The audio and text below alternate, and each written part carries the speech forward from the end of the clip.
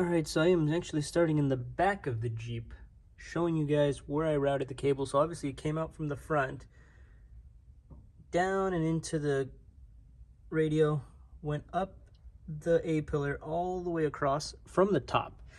And I did it from the top because I didn't want to take off all of this crap, so I kind of stuffed it in there, little by little. As you guys can see, stuffed it in there. And it just kind of came out back around and over here, which is where one of the cables is, and there's the other. Then they came down in here. All of this plastic has to come off, back over here, and this is where the camera is now. So that is where it's routed. And I kind of want to show you guys it going on, because I got a lot of questions for this Jeep radio, so I'm just kind of making a follow-up. So for the Apple CarPlay, I do have this car link kit. It says Garlink kit or Carlink kit, whichever name you can find it under, but pretty sure it's the same brand overall. So this one comes with the one this is the cheapest option. There is a more expensive one that already has Apple CarPlay installed. That is just an app. So if you have the one that has Apple CarPlay, it's an app. And if you have an iPhone, it's most likely you have to have your Wi-Fi and your Bluetooth on for it to work. Otherwise, I've seen that it does not work. Okay. So let's say you have the app one. See, this one right here is AutoKit for me, which is this down here. And let me turn the flash on. And over here, you guys see all of the things. Car scanner, so you can scan your cars. Let me turn that back off. Car scanner. Let me try to make this a little bit dimmer. There we go. Perfect. Okay, so now you guys can see the screen. This is one of the come on. So this one is, like I said, the cheapest option, so I got the cheapest RAM and everything because I didn't think I'd need the better one. $100, I'm not complaining. A little slow. Phone link is kind of like screen mirror, so it works pretty well, but I still prefer the Apple CarPlay, so that's why I got this. Anyway, so the camera is now installed in the back. I would rather not open this guy up, but once you go into reverse, it should turn on like so, and then you can back up, go forward, whatever, you know, automatically. So the wiring for that is actually very simple.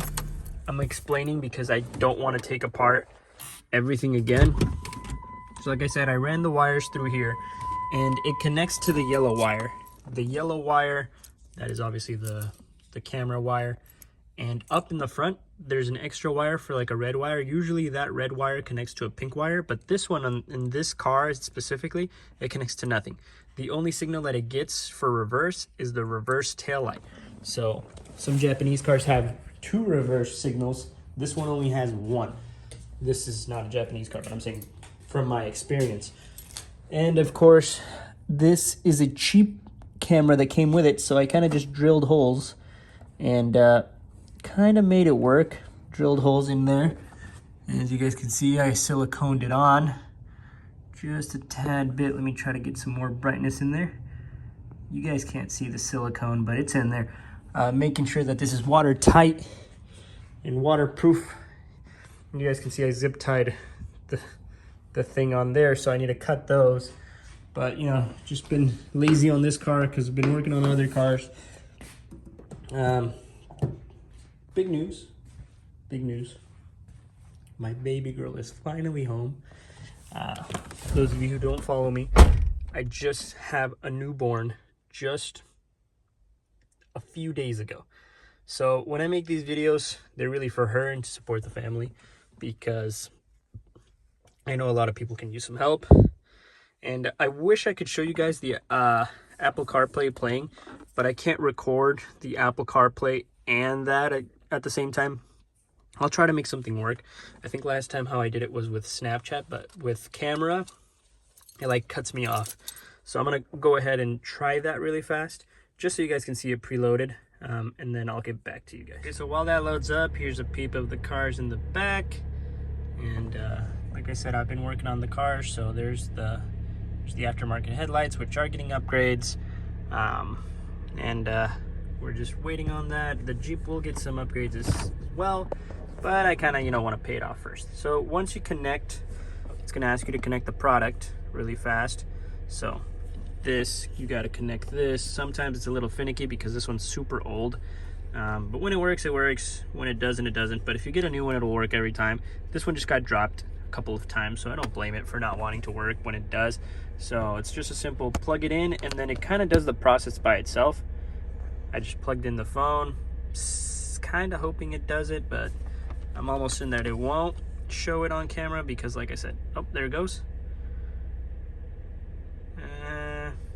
I have doubts that it'll work, but like I said, if you get a new one, it'll be great. But I recommend the wireless ones. That way you don't have to connect your phone at all. You just kind of connect it to there, and then you should be good to go. And some of you were asking about these USBs. I kind of just drilled holes down here that you don't see. That way I can just pull them and push them as I like. If somebody wants, they kind of don't go that far, but they come out maybe about a couple inches. And now I can't put it back in. But I kind of didn't want them to be in the way. So I'll let this connect and then I'll get back.